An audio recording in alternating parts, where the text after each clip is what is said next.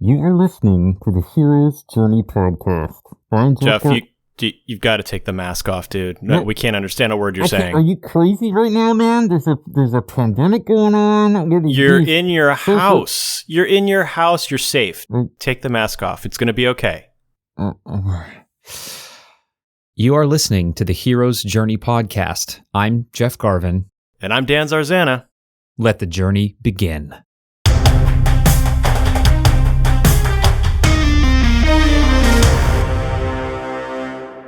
I'm going to make a prediction. Oh, okay. This episode will be as contentious as the Time Machine was. I feel the same way. And I have been dreading it all week. Can you just change it so you're not wrong now? Well, this episode, which we are releasing March of 2021, marks the first anniversary of the World Health Organization's classification of the COVID-19 virus as a pandemic, followed by government-mandated quarantines throughout the world, including here in our home state of California. We have chosen to recognize, certainly not celebrate, but recognize this moment by seeing if a current book or film involving disease control fits the hero's journey. A year, Dan. A year. I mean, I've lost one of my hot years to this pandemic. Oh, boo-boo, kitty. Some of us never get hot years. Oh, come on. I rate you as a solid, like a solid...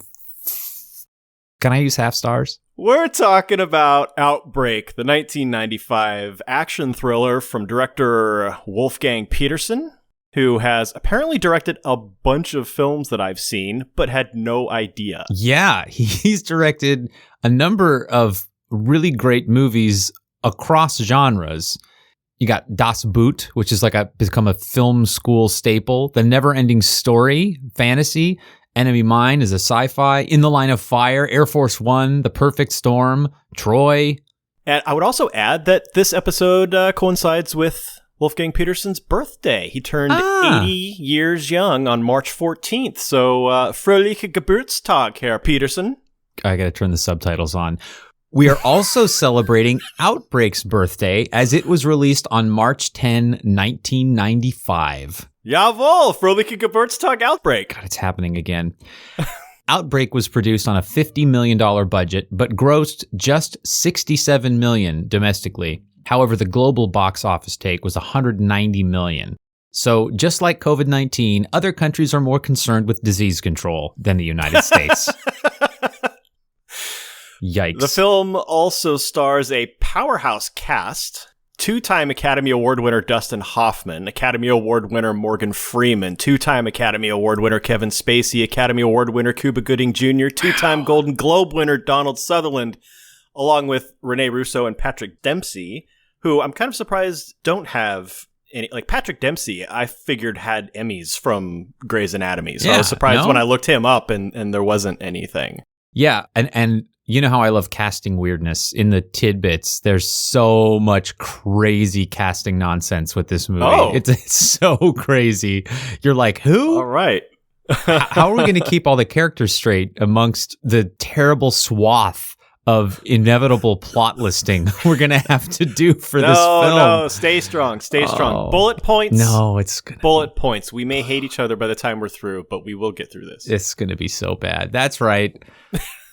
Lives are at stake, and we have an oath to our listeners to uphold.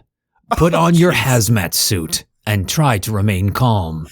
We have been ordered to investigate Outbreak. When did Peter Giles join our cast? Oh, hey. I'm celebrated voiceover artist Peter Giles, but you knew that the moment I said, oh, hey. This movie needs that intro. Oh, Peter Giles. I love that guy. It just occurred to me, I'm recording this the weekend before my kids go back to school, which I have mixed feelings about. And as I'm watching this movie, I'm thinking, this is a light fantasy about a competent government who uses centralized power to successfully contain a virus without letting 500,000 people die. That should be the log line of this movie. I don't know that I would categorize that as light fantasy. This is high fantasy. Wish fulfillment. This motion picture right here. Act 1 of the hero's journey begins with the world of common day. This is where we see our main character in their status quo, normal life. Now, the film Outbreak begins with a prologue. Yeah, we love those on this podcast.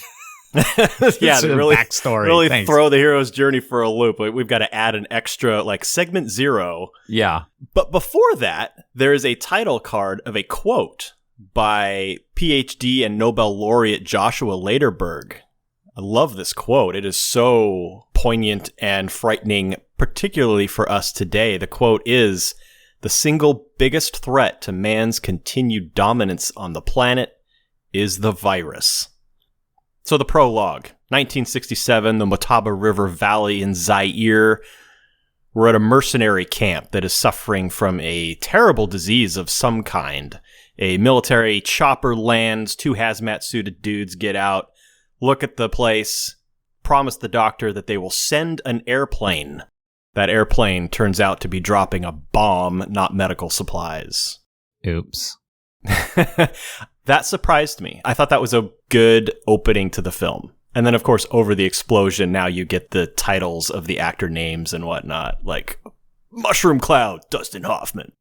Yeah. It's interesting. Like, in reality, disease science is not terribly interesting. And yet this movie is just packed with explosions and people jumping from helicopters. They made this the most exciting, virology movie. I'm waiting for Dr. Fauci's biopic now. Mm-hmm. I'll be first in line for that if that's what this is. Fauci, like. a hero All right. story. So then we move forward to the modern day. We are introduced to the United States Army Institute for Infectious Diseases.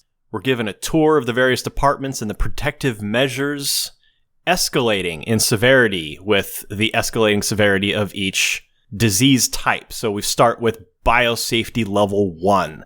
This is pneumococcus, salmonella. The door is open to the hallway. The researchers aren't wearing masks or gloves. This is low rent stuff. They're not really concerned. We move into biosafety level 2, hepatitis, Lyme disease, influenza. Again, the door is open to the hallway, but all the researchers are wearing protective masks and gloves. Yeah. But one researcher is seen leaving the room, and before he even reaches the doorway, he removes his mask. Good grief, people. You can't, biosafety freedom. It's his right to not wear a mask. This is It America. is his right to get Lyme disease and then bring it home to his family. That is his right. That's right. Then we move on to biosafety level 3. This is a high biohazard. Multiple vaccinations are required. Anthrax, typhus, HIV. This time there is a door and it is closed. Researchers are wearing full PPE, respirators, protective goggles, gloves, full body suits. But again, as one of the researchers is leaving the room, she removes her respirator before she's even out the door. I don't trust any of these people. God bless America. Finally, biosafety level 4. This is extreme biohazard, maximum security. These diseases are highly virulent. There's no known treatment or cure. Ebola virus, hantavirus, Kevin Spacey. The researchers wear hazmat suits with supplemental oxygen. This is where our hero, Colonel Sam Daniels, played by the affable Dustin Hoffman, works along with his recently ex-wife, Robbie, played by Rene Russo. Wow, I had a wholly different take on World of Common Day. Did you really? Yeah. Okay. Betsy is an innocent capuchin monkey who is infected. I just made Dan spit his coffee. I win at Hero's Journey Podcast. I win at Hero's Journey Podcast. Oh, God damn it. Take a moment. I will say Betsy gets as much screen time in the trailer as Dustin Hoffman. Okay. Call to adventure. The hero is presented with a challenge, which renders him unable to continue living in the comfort of the ordinary world. Our hero, Sam, is at home giving a bath to his 2 horses, Lewis and Henry. Those dogs are Those are so big enormous. dogs. So he's got these two Saint Bernards, and it's a great relationship building moment. You immediately like Sam because he has a great relationship with his dogs. Yeah. So he's at home bathing his horses when his friend and boss, Brigadier General Billy Ford, played by Morgan Freeman, calls him. Sam, Hi, Billy. What's up? looks like we have a level 4, Sam. How many dead? Don't know. There aren't any numbers yet. What do you think it is? Too early to say. The World Health Organization is preparing a team, but I want you there first. I'm taking you off Hunter and flying you to Zaire. Next segment of the journey is refusal of the call. Confronted with fear of the unknown, our hero refuses the call to adventure. Sometimes this refusal is expressed from within the hero, and sometimes it is expressed from outside forces. I didn't see any refusal from Sam. Yeah. This is his job. It's what he does. He's used to it. And the only moment of refusal that I could see is after the crossing of the threshold. After Sam and his team are in country in Zaire, and they meet with the local doctor who's investigating the village, there is a witch doctor on a nearby hill, and he's chanting, and he's got, smoking bowls in front of him. He's obviously doing some kind of a ritual. And the local doctor tells Sam, he believes that the gods were awoken from their sleep by the men cutting down the trees where no men should be, and the gods got angry. This is a punishment. This is a mystical perspective that disregards Sam's scientific perspective on disease control. That's an interesting take. What did you have for refusal? Sometimes in movies, you get a taste of pushback, and it's not always a literal refusal. I had written down the scene where Sam shows up at his ex-wife's house and asks her to take the dogs. And she pushes back on him. You have to be back by Thursday because I'm moving on with my life. I'm moving to Atlanta, and I'm going to start my new job. And you got to be back by Thursday, which is, it's not a direct trying to get him to refuse the call to Zaire, but she's putting limits on it. Yeah. It has sort of a weak moment, but it had that energy of conflict before the hero embarks. Also, I just want to call out the ultimate 90s fashion of the baggy denim shirt over khakis. That brings us to meeting with the mentor, where the hero receives counsel on how to operate in the special world, also known as supernatural aid, the unexpected assistance that comes to one who has undertaken his proper adventure. Billy Ford, the boss man, and also a longtime friend of Sam, shows up at the airbase as Sam is preparing to fly to Zaire and hands over some supernatural aid in the form of recent satellite photos of the site Sam is about to visit, telex traffic to date, which presumably are transcripts of communications to and from the site since the outbreak. And I actually did some telex research. So in the tidbits, you find out more about telex. I was curious. And then a personnel file on a new member of the team. He also gives Sam some advice. He says, Get in, get out.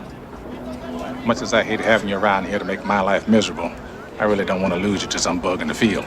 This is one of those obvious pieces of advice that's laid out in a movie to remind you the stakes and a little bit of foreshadowing, right? And then there's this relationship building moment where Dustin Hoffman asks, well, what have I done to make your life miserable? And he says, you got up this morning. This is the beginning of, in my opinion, this movie's weakest point, which is the dialogue is awful.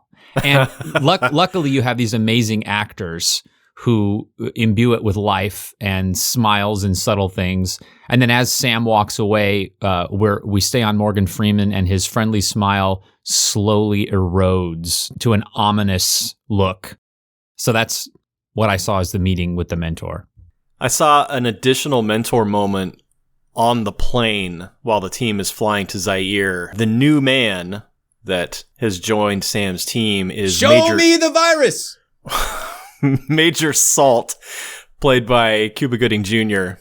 So he's sitting there looking very nervous. And Sam and Casey is Kevin Spacey's character. They discuss the horrors of hemorrhagic fever to Major Salt. But Major Salt, he's ready. He finishes the the list of horrible symptoms that Sam and Casey are giving him. Like, Right. he's done it. He's done his homework, but he's never been in the field before. So there's some concern there. And this is as much of a warning for viewers as it is for Major Salt. This is bad stuff, what we're walking into. Yeah. That was actually one of the tell the audience without telling the audience. You know, that's what the newbie on the team is there for, as a device to stand in for the audience, right? So they can tell the newbie all the things that the audience needs to know. The last segment of Act 1 of the journey is crossing the first threshold, where the hero passes a barrier to enter the special world. The crossing represents the hero's commitment to taking on the adventure. This is a pretty simple scene. Sam and his team land at the infected village in the Motaba River Valley in Zaire in full hazmat gear and begin surveying the damage. Yeah. The transition from a familiar home territory to them foreign area, an undeveloped jungle of a foreign country, marks the crossing of ordinary world to the special world. Agreed. And that concludes Act 1 already. That was pretty quick, I feel. Yeah, not bad. That is just a foreshadowing that it's all going to fall apart in Act 2, which I look forward to. I certainly feel like it. But before we take that on, let's retire to the Campbell Cafe and get us some coffee and side quests.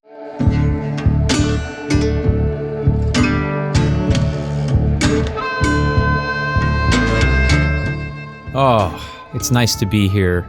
I mean, it's nice to be here. It's the virtual Campbell Cafe. I keep forgetting. You can keep them at, yeah. We've been doing it for a year. I don't know why suddenly you're obsessed with a mask. Double mask. It's the Outbreak, man. I've got my mind on it. So what have you been up to since the last episode? Well, you'd be proud of me.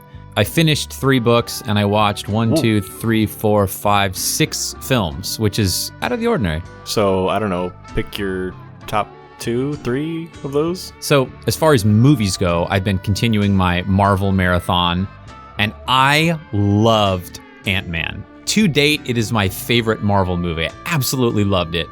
The action was so cool, the way they played with, zooming into, micro space. I just loved it. That's a fun one. And then I've been watching Bond films, and so I watched From Russia with Love, Thunderball, and On Her Majesty's Secret Service. And I remembered how much I loved On Her Majesty's Secret Service. It's very different than any other Bond movie. The ending is surprising. You've got George Lazenby as Bond for just one moment. It also had a lot of weaknesses, as I think most of the early Bond movies do, but I enjoyed it. I finished Brandon Sanderson's Words of Radiance, which I know you're still reading. I am halfway through. Oh, it's so great. And then you and I both finished Ready Player 2, which I think is we're in sync. And I loved it. I gave it 4 stars. I thought it was Me too. I enjoyed it. It delivered everything a sequel to that amazing, mind-blowing, unique book could possibly deliver. Yeah. Like, you're not going to beat there's no way to beat Ready Player 1, but he delivered. I wanted to be in that world more, and I was. Yeah, I wondered how a sequel to that book was going to work, because if you've read Ready Player 1, it's like, how is a sequel going to be interesting? Yeah. Like, what do you do with the hero, unless do you take a completely different character and make that book? So, but I thought he handled it well. It was interesting. It didn't seem like, oh, well, okay, of course that's going to happen. Yeah. Even though when it happened, I was like, oh, of course that would happen. That's how you would have to do that. Yeah. My favorite piece of entertainment / infotainment that I read was a book called Writing on the Wall: Social Media, the First 2,000 Years by Tom Standage. Uh-huh. And essentially, he takes the idea of social media from ancient Egyptians to the Greeks and Romans, all the way to the letter writing of the Tudor court, to the beginning of the printing press, to Facebook and Twitter. That sounds fascinating. What blew my mind is all of the complaints about social media, that it's fracturing society, that it's making us dumber, were made at every step of every new technology, from the Greeks writing letters and passing them to each other to the very first newsletters and broadsheets. So he really put in perspective for me that this is one of those everything old is new again. And it felt really good to go, oh, okay, this is not the apocalypse. This has happened many, many times before on a different scale, perhaps. But I highly recommend that book, Writing on the Wall, Social Media, the First 2,000 Years by Tom Standage. Definitely worth a read. How about you, Dan? Watch, read, play. I had a weird theme with my month. Before I mention that, though, I will say that I have also been watching all the James Bond movies in order and just hit the Roger Moore era. So I watched the first 4 Roger Moore James Bond films. He's moving so fast, I'm never going to catch up. Aside from my Bond watching journey, 3, including Ready Player One, so 3 things that I did this month involve the, I don't know what, is it a genre or something? But it's a Japanese storytelling device called isekai. You familiar with this? No, tell me. It's a genre that revolves around a normal human person. It's very hero's journey. A normal human person being displaced or trapped in another world and must learn to live by that world's rules in order to either succeed in it or escape it. Huh. Isekai. So Ready Player 2, I think that is absolutely fits that. Yeah. Normal person trapped in another world. Then there was a television series on Netflix called Alice in Borderland about a gamer and his 2 buddies who are in Tokyo, and they go into the bathroom, and then they come out of the bathroom, and suddenly everybody's gone. Tokyo is completely deserted. Whoa. And they have to participate in these very violent, deadly contests in order to progress along this journey that they don't even understand that they're on. It's a weird... Huh, that sounds fascinating. It was a weird thing, yeah. I love it. So, Alice in Borderland. And then there was another one, and the only reason I watched this is because it's actually referenced in Ready Player 2, a 2012 anime called Sword Art Online. Do you remember when he mentions this in Ready Player 2? Yes. Yeah, and I was like, oh, what's that? So, that is actually on Netflix as well. So I watched the first season. Very similar concept. A guy is playing a video game where you have to wear a headset and it transports your consciousness into the game, and then something happens where he can't log out, so he's stuck in the game. Wow. And that is what I did. Rich in side quests this month. Boku Isekai. Yeah. All right, well, let's finish our coffee and launch into Act 2.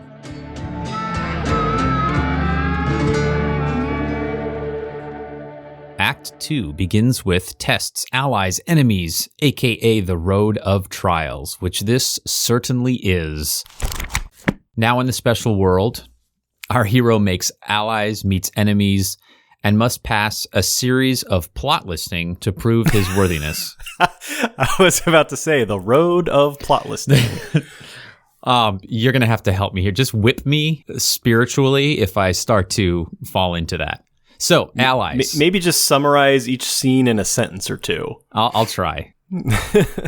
Allies. We get post A Few Good Men, pre-Jerry Maguire Cuba Gooding as Major Salt. We get post Usual Suspects, but pre-Me Too Kevin Spacey as Major Casey Schuler. Yeah. Got a couple of shapeshifters in here. We have sure do. Post In the Line of Fire, but pre-Thor Renee Russo as Sam's ex-wife, Robbie Keough. Mostly, she's an ally, but she is also somebody who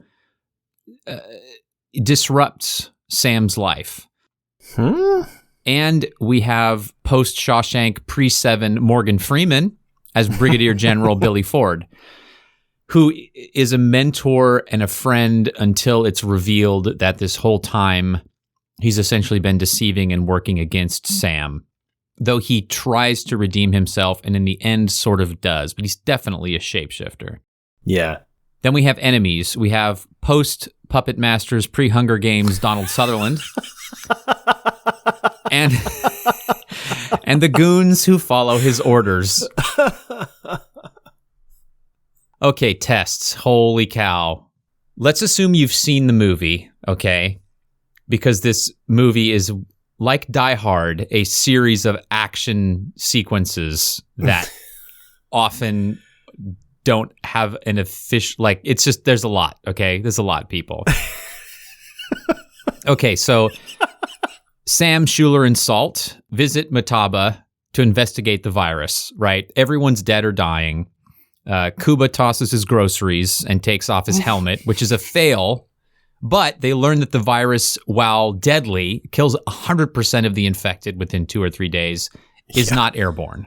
So no masks are necessary. Just Clorox wipes and Purell are going to be fine. Yeah. Also, character actors in this movie are great. We get post-Law and Order, pre-Waterworld Zake Smoke as Dr. Benjamin Iwabi. He's awesome. Iwabi tells us they haven't found the host, right? The thing that delivered the disease to patient zero. This becomes very important. And then this is a trope in some action movies and thrillers, but Peterson uses it really well. Occasionally we'll get a third-person POV, an omniscient POV, to give the audience information that the characters don't have. And it's used to build the tension in the movie because we're waiting for the characters to find it out. Rather than the investigation just going on, we get the stakes before the characters do. In this case, we see many, many close-ups of this monkey and it's obviously to us, okay, this is the host.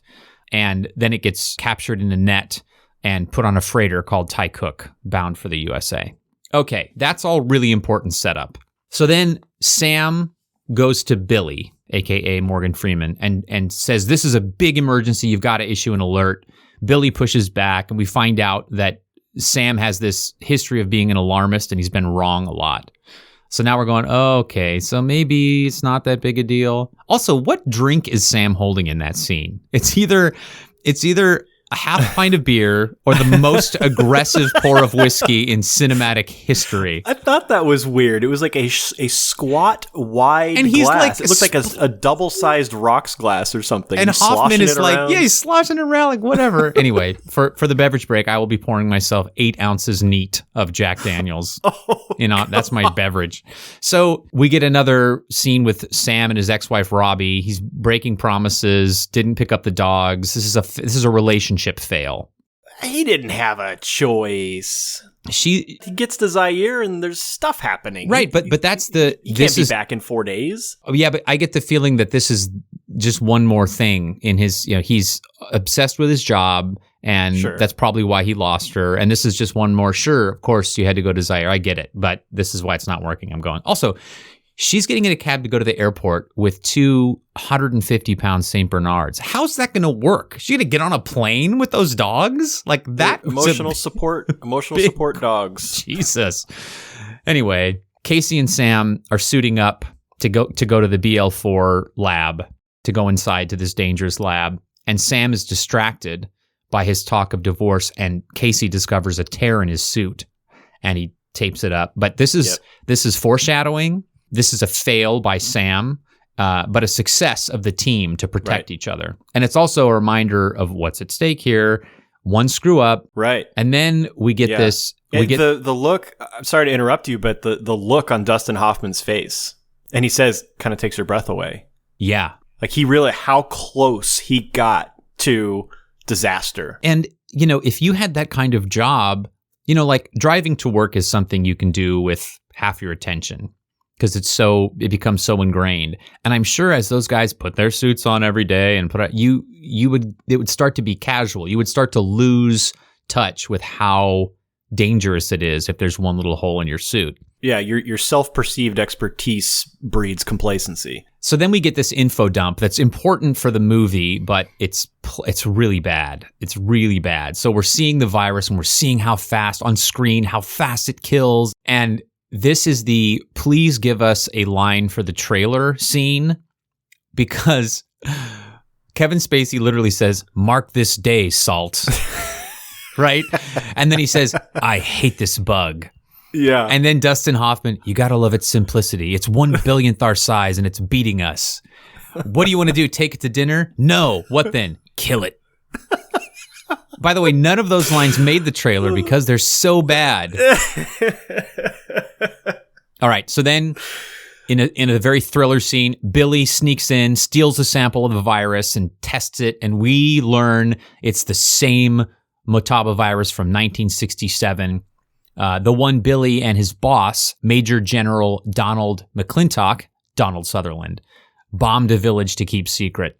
McClintock tells Billy, you got to hide the evidence, take Sam Daniels off the case. He doesn't want that nosy little bastard messing up 30 years of their work. And this is the first test of Billy's integrity, and he just rolls over. So we know that something's been going on, and it's secret, and they've kept it secret. We're not sure what yet. And then we get another of just series of scenes that are the same over and over and over, where Sam confronts Billy, and Billy pulls the I'm your boss card and refuses him to put back on the Motaba case. And this is a fail. This is a test for both of them, and they fail. And then Sam tries to get Robbie to put out a CDC alert, but then she turns it personal, and that becomes a fail. Now, here's the plot listing I'm going to try to skip, okay? And maybe this is in your approach, but to me, this is all still tests, okay? This is a test of the team to contain this virus, and it's just fail after fail. So Jimbo Scott, played by post with honors but pre-Grey's Anatomy Patrick McDreamy Dempsey, steals a monkey from his for the warehouse where he works for a pet shop, and it spits on him and it scratches the pet owner, and the pet shop owner, the pet shop boys, I guess, don't want the monkey because he's a sexist, so McDreamy sets it free. Then he and the pet shop owner both get sick. Jimbo gets on a plane wearing no mask and then makes out with his girlfriend. Like, he comes off looking horrible, and he's like, oh, it must be something I ate. And she's like, that's okay, I'm going to suck on your face. What are you doing? He looks like a zombie. And I did want to point out a Wolfgang Peterson moment. As McDreamy is making out with his girlfriend in the airport, he does this 360 dolly shot of spinning around, and it makes us dizzy like Jimbo feels dizzy. Yeah. And then Jimbo passes out. So then we cut to the pet shop owner falling into breaking a wall of fish tanks, right? This is all approach to the inmost cave. Oh, okay. For me, but I'll let you continue. See, I knew it would be. I guess the reason, I'll just say that the reason it's approach to the inmost cave is because the virus is now spreading rapidly, and it is what drives Sam to Cedar Creek. And Robbie. I mean, everybody ends up in Cedar Creek. So, and it is because of these events. I disagree that this is the beginning of the approach. To me, this is the series of tests that prepare Sam and his team to face the inmost cave. Cedar Creek is the inmost cave. That's where all the death happens. Yes. So do you want to just jump into your inmost cave? I'll just No, continue. just wrap it up. Okay, so, everyone's dying and dropping dead in dramatic ways. The medical assistant who sticks his hand in a moving centrifuge and explodes the pet shop owner's blood sample, and it gets on him, and then he goes to the movies and is sitting in the movie. I mean, this is sitting in the movie theater, coughing open-mouthed on everybody around him. And this is something that when I was watching this scene, I thought a few years ago, had I seen this movie, I would have thought that was a completely unrealistic moment that was just there to increase the tension of the film. Yeah. But after living through the last year, I almost think that they undersold it in this movie. Imagine being in the theater watching that movie. Hopefully it wouldn't take you out of the story, but you would subconsciously, you're in the theater with that guy, feeling how real it might be to have him cough on you. Right. There will never be another scene in a film of a guy coughing and spreading a disease in a movie theater. That's now off the table. It's just no, unless it's a horror film. Anyway, Robbie gets a memo, flies to Boston to identify Motaba. McDreamy and his girlfriend die. Finally, the CDC puts out an alert. Too late. Sounds familiar. So, everyone's dying. We see the hospital overrun with sick patients. And then for a moment, they think they've got it contained. But then we find out that there's an outbreak in a town called Cedar Creek. 15 cases. This is what elevates the situation to DEFCON 4. Rene Russo looks at that facts and goes, oh my God. So we get part 3 of Sam versus Billy, and it's just like, oh my God. It's the same scene over. I got to go to Cedar Creek immediately. I'm your boss. You do what I say. To me, those are all tests that the team is failing. They keep trying to get this virus under control and they fail. And this moment, this 15 cases in Cedar Creek is where it hits the fan and now they have to go into the heart of darkness. That's, for me, the end of tests. Oh, boy. So now you're in ordeal, I'm sure. Which brings us into approach to the inmost cave.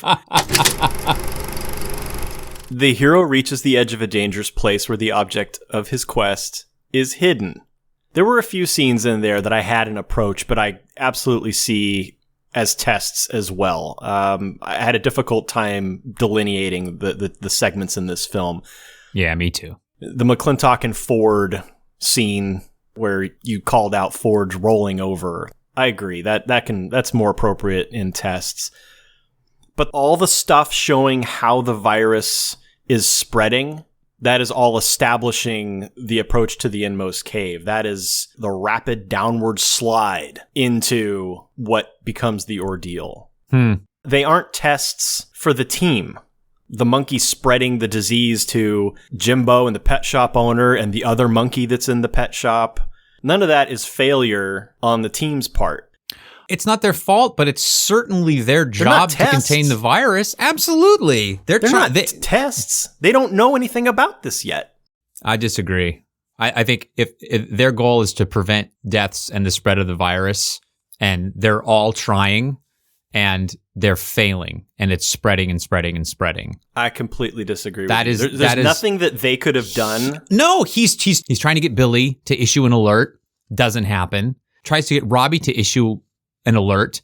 Fails and fails until it starts getting worse and worse. This is their job, to prevent this outbreak. And they're not. And I'm not saying that it's their fault that they're failing, but this is their test, and they're failing and failing and failing, and it's preparing them. The tests are preparing them to face the deadliest part. So I'm interested to see what your ordeal is, because I have a feeling we're going to go off the rails there too, if I've already spent your whole approach. Not the whole approach. Okay. The end of the approach is Sam going to the air base where he is supposed to be getting on a plane for Albuquerque, and he dupes the Air Force sergeant into switching the flight plan to Cedar Creek. I am so confused. What? Okay, why? How? I mean, this is one of those things where to get to this, you have to figure out what your ordeal and what your reward are. So clearly, our ordeal and our rewards are different, like drastically different, because your approach ends where my approach starts to begin. So okay. I'm not sure how to coherently proceed. Here we go again. I almost want to jump. It's the time machine part 2. I almost want to know what your ordeal is. Okay, should I just go into ordeal then, and you can? Why don't you go ahead into ordeal? Yeah, and then I'll try to commentary it. I will say that my bullet points for the ordeal are almost a full page long. The ordeal for me was huge. So just, give me your ordeal. All right, so the ordeal, where the hero faces the ultimate test, often risking death to overcome his worst fear and sometimes actually appearing to die.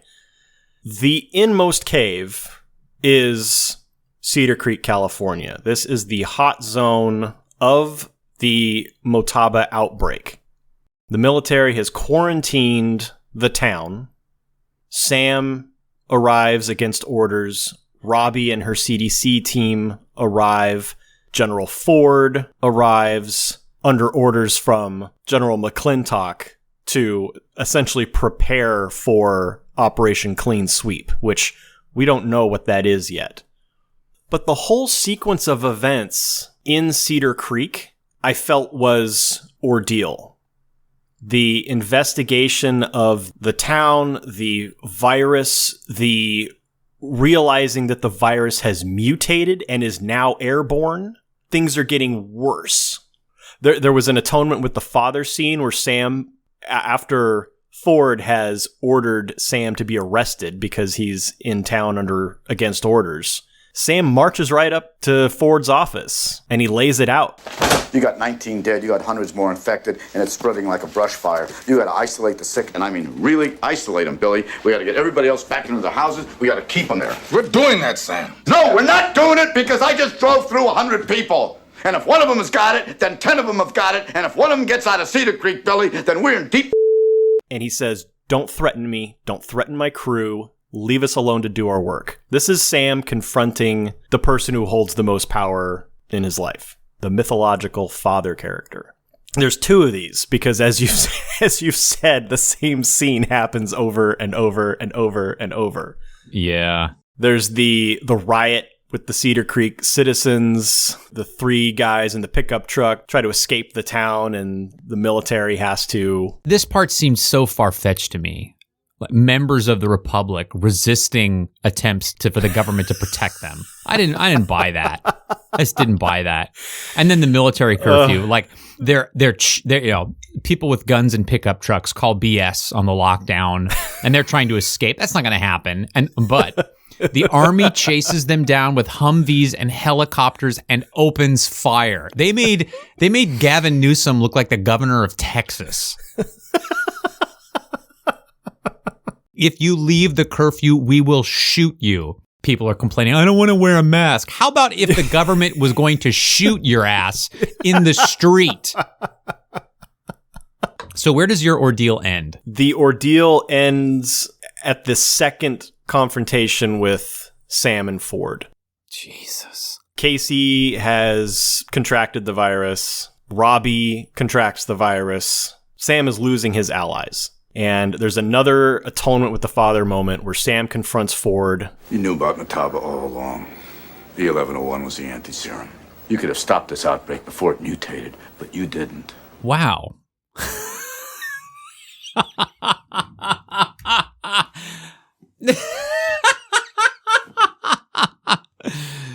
That is the end of my approach to the inmost cave. That exact bullet point.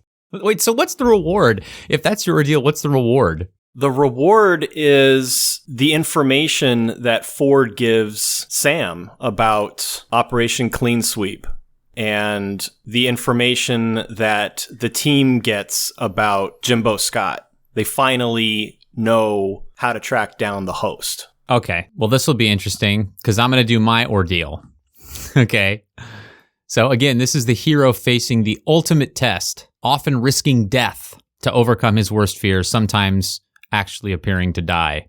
To me, arguably, his worst fear is the death of his team and the ultimate spread of the virus.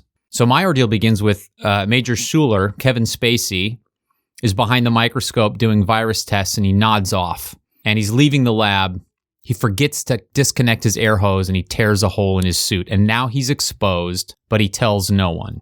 This is the beginning of death. And then there's this meeting with the chiefs of staff, and we finally learn explicitly what clean sweep is. Like they did in that village in Zaire, the army wants to firebomb Cedar Creek and vaporize all 2,600 of its residents to eradicate the virus.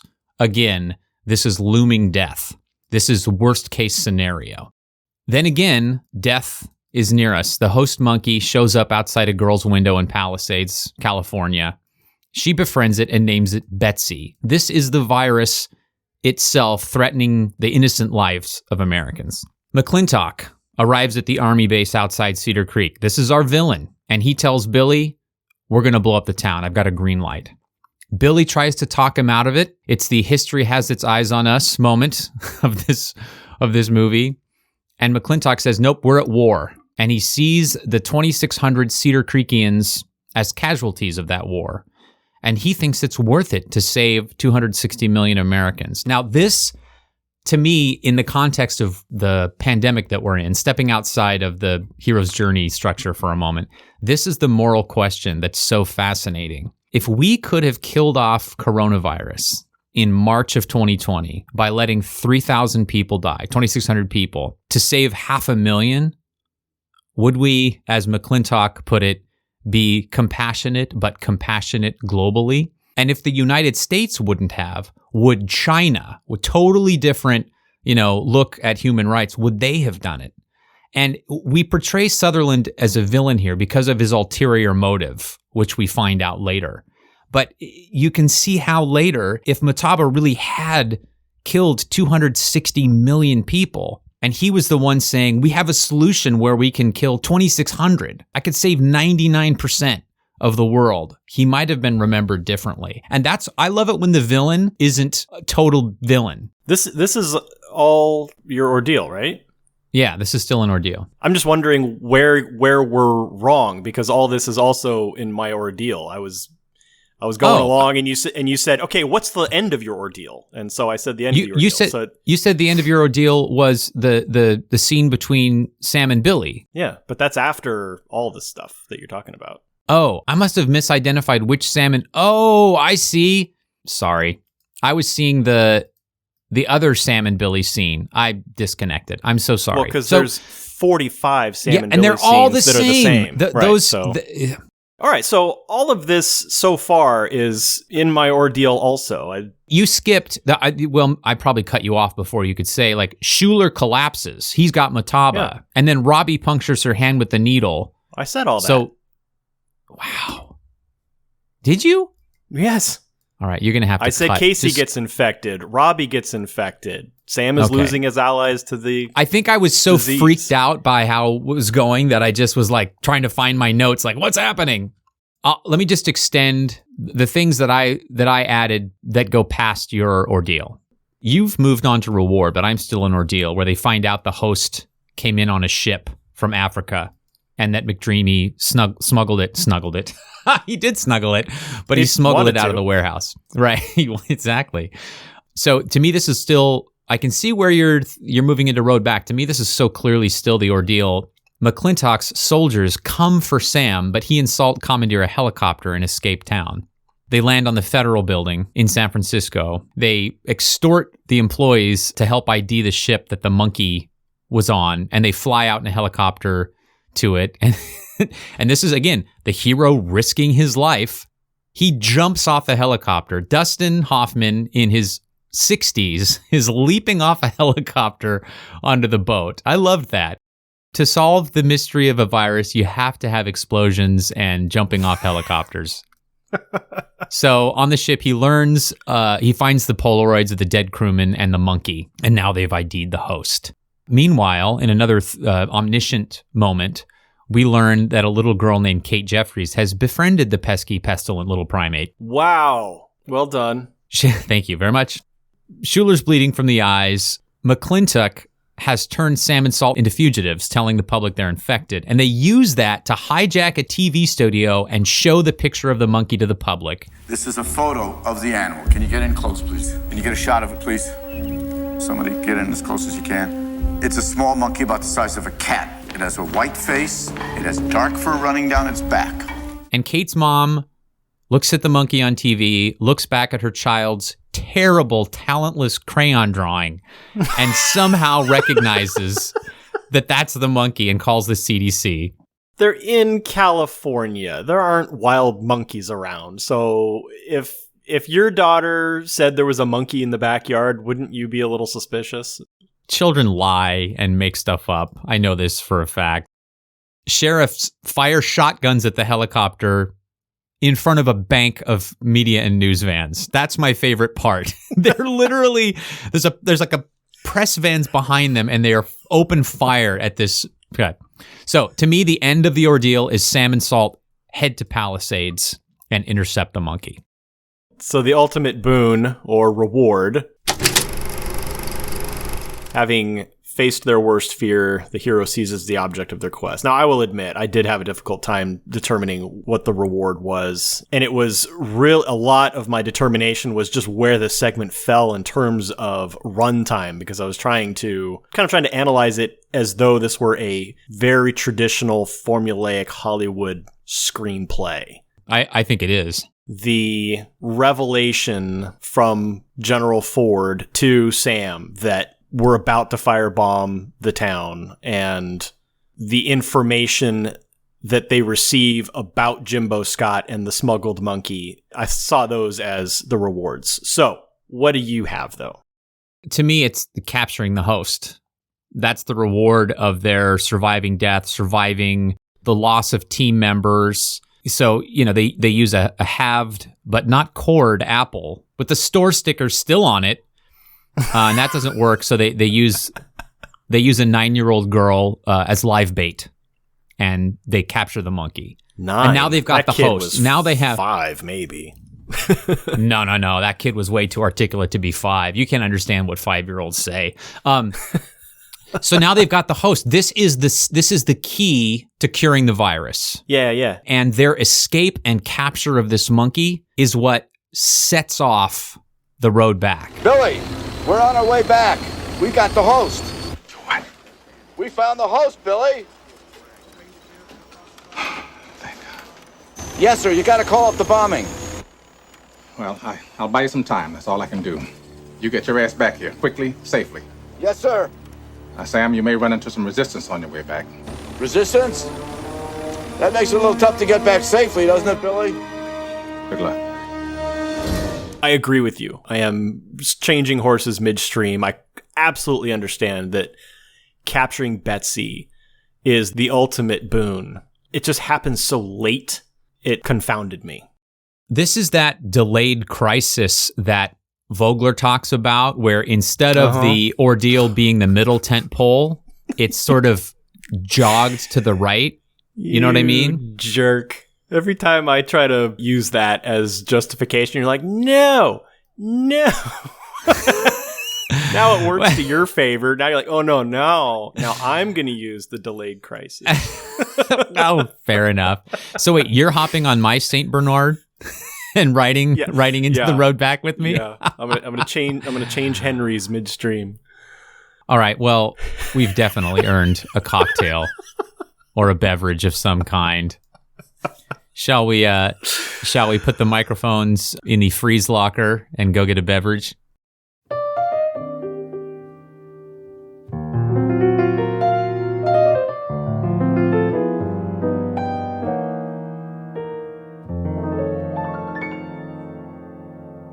All right, Jeffrey.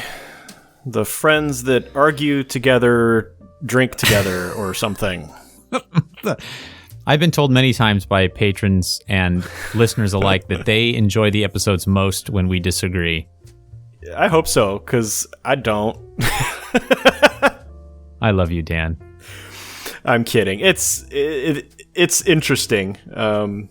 Yeah, but I don't like the feeling that I've gotten something wrong. Yeah, it feels like you're failing a test. And I don't like the feeling that when I am so sure about something, but I'm unable to convince you. That's even worse. It's good exercise for the ego and for the brain. Well, right now we're going to exercise our kidneys. As we just established in the ultimate boon, the key to all of this is the monkey. I have then a bottle of Monkey Shoulder I want blended that. malt Scotch whiskey. Do you know what Monkey Shoulder is? No.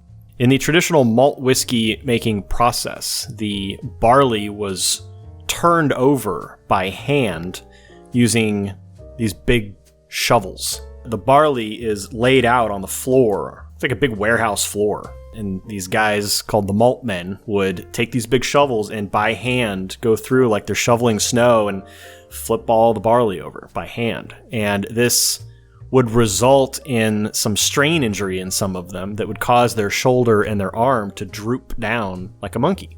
And so this condition they called monkey shoulder. Anyway, looking at the color of this, it's a real nice golden. This smells like wood, like a wood shop. It's probably oak barrel that I'm smelling. I'm not getting a whole lot of anything else though. The bottle suggests that I should be getting zesty orange and vanilla honey. I'm gonna take a sip. It's spicy.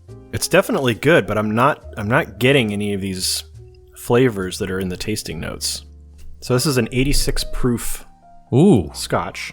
So 43% alcohol, a little higher than required. It's got to be 40% to legally be called whiskey. So Right. I don't feel the alcohol burn. It's a much smoother mouthfeel. I like this. What do you have? I found a recipe for a beverage called a quarantini. It is a traditional martini glass rimmed with emergency vitamin C powder.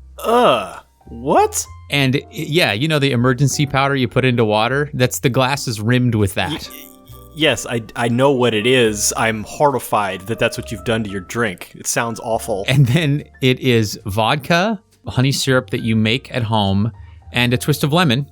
And Okay. I think it's going to be awful. But the good news is that as part of the recipe, you have to take a shot of actual emergency before you drink it.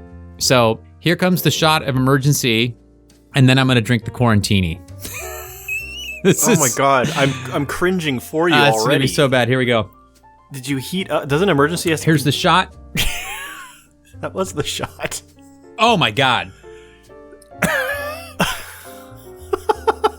So Medicine? the first thing that I realized is I may have put too much honey syrup in there because it's very strong honey. But then it's got the lemon in there and the orange of the powder. So it's got this honey citrus, and it does taste a little bit medicinal. I'm going to take another sip, see if I can find a really good thick rim part. Ew. I wish I'd put less honey in there. The lemon part and the emergency rim is quite nice. The Is honey it? makes it taste a little bit like medicine. Yeah, it's very strange, but Really? it's refreshing. I would have thought the opposite. And I tried to get the glass more full, so this is a lot. So Act 3 may be interesting. This is my Quarantini. I'm surprised that the honey is what is making it seem medicinal and not the powdered medicine that's on the rim. That sounds... No, the powdered, the emergency tastes like Tang. It's just sweet, orangey. And no, you can drink it in water. If you say so. Yeah, it doesn't taste medicinal. The shot of emergency that you took before, was that heated? Isn't No. emergency generally kind of like Theraflu, where you warm it up and it's kind of supposed to No, be it's- soothing that way, or is It's it more a- like Kool-Aid. It's not like Theraflu. It's just vitamin C powder. You dissolve it in water and drink it. It tastes like orange Kool-Aid. Or Okay, all right. take another sip here. This is You've got your medicine now. I mean, if you were feeling a cold coming on, you've got a double dose of emergency now. well. That's the idea. It's an immuno booster to get you through Yeah, the Motaba. I got it. I almost decided to call it the E1101, which I think I will call it that now. You said there's too much honey in it. Does the recipe call for a certain amount, or does it just say squirt some honey into the glass? It says make honey syrup with water and honey in the microwave and put some in it. That's the extent of the instructions. Really? Oh, Yeah. So no, not a half an ounce of it. I or- was attracted to, honestly, rimming the glass with emergency. That's what sold me on it. Like, that is That's a cool funny. idea. That would have made me turn the other direction. I think I would have closed the window at that point. Well, I like to experiment. Are you going to have it again? Is this something that you would make again? Let's say you start feeling like you've got a sore throat and runny nose. Would you make a Quarantini, or would you just go with regular medication doses? I might just make a screwdriver instead. This is like a very weird screwdriver. All right, well, let's continue our medicinal beverages here and enter Act 3. Act 3 begins with Dan's ordeal. No, it begins with the road back. Keep antagonizing me. Watch You what see happens. what happens. The road back. The hero is pursued by vengeful forces he disturbed when he sees the object of his quest. Billy gives the go-ahead to Operation Clean Sweep. Bothered that you keep calling him Billy.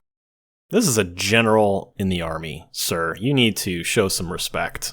Brigadier General William Ford gives the go-ahead to Clean Sweep. This is the ultimate vengeful force, the bomb on the town. Yeah. Sam calls him and says he's got the host and they have to call off the bombing.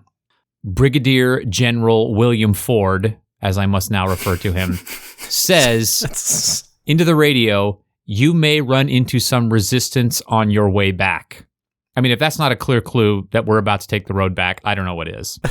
So Brigadier General Ford calls off the bombing. McClintock pursues Sam and Salt in his own helicopter. They're lining up an attack formation, sir. They don't want us anywhere but down. Sir, I don't think you want to destroy an Army helicopter over California in broad daylight. With all due respect, Colonel Daniels, if you do not follow us to Travis Air Force Base, I will blow you out of the sky. Now we have a helicopter chase. Anything I can do to help? Just don't make me nervous. And explosions, missiles being fired.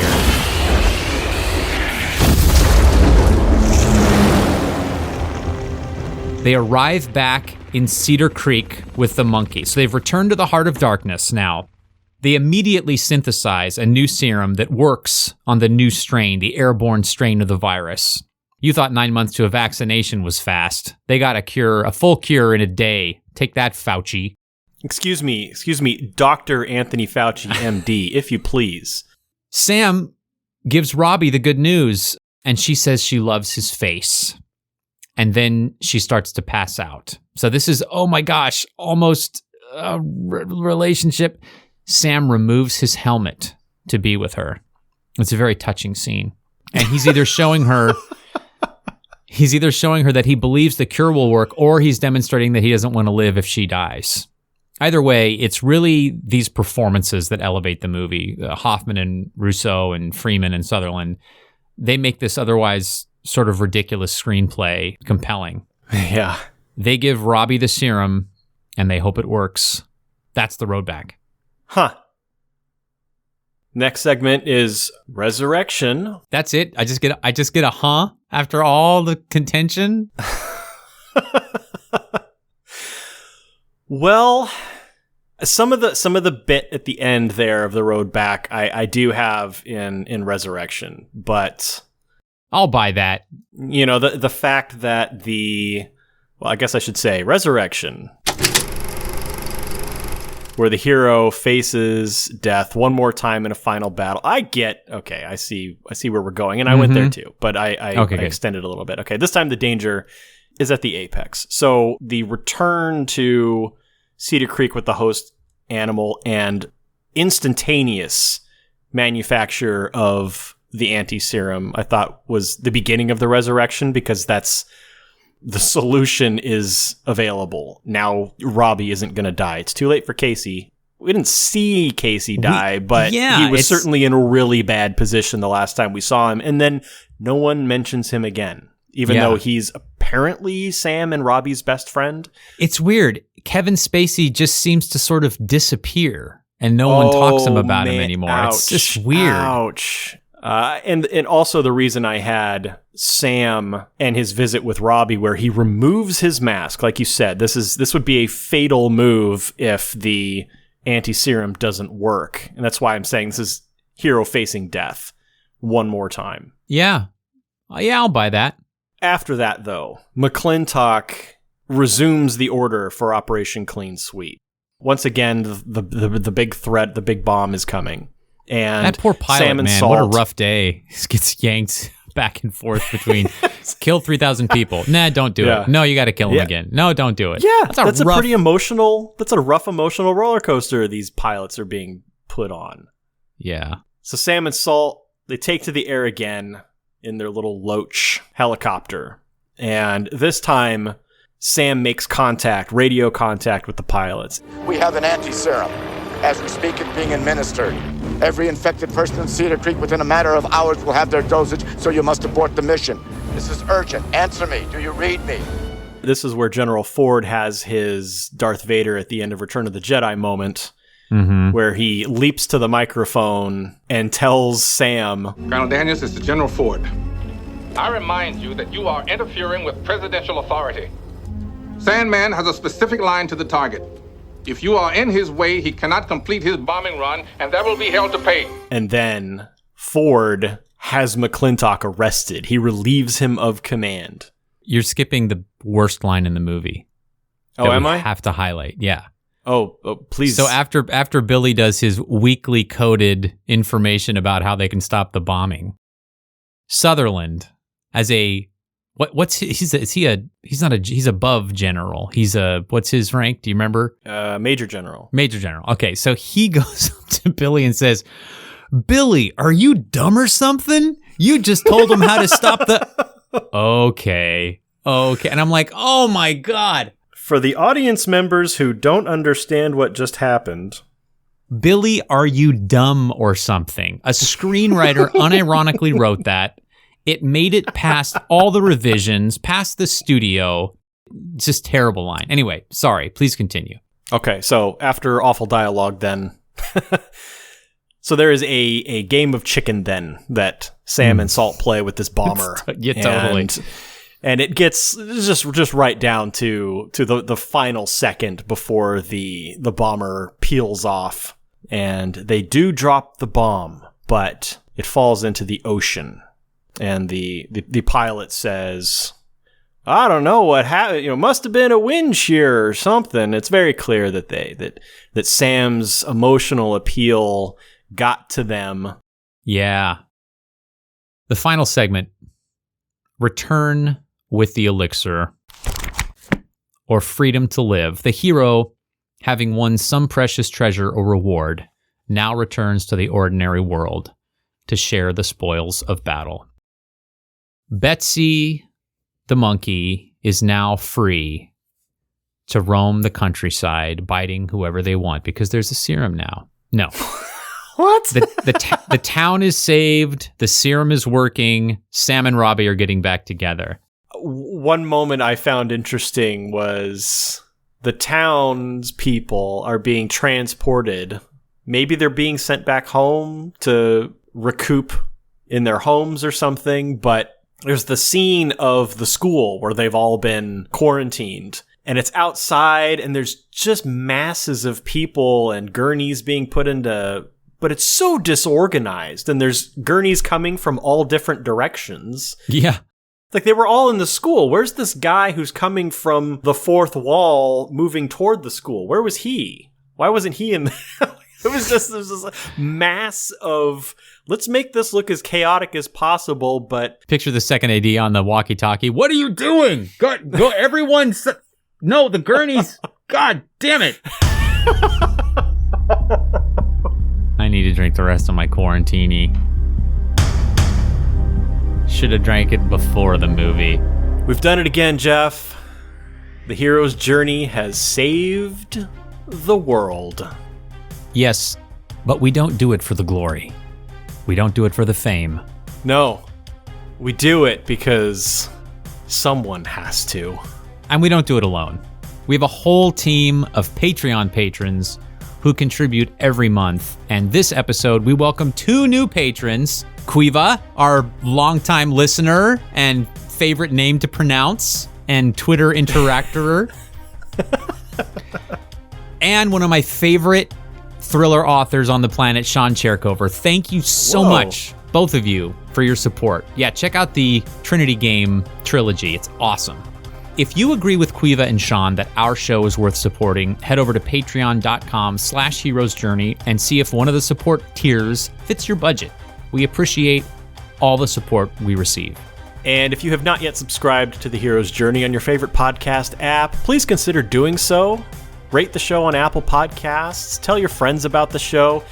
And if you're on Twitter, drop us a message at Heroes Podcast and tell us how you found out about our show. We love hearing those stories. Yeah, and it helps us figure out how to grow our audience and find the people who are interested in this stuff so that we can provide them value.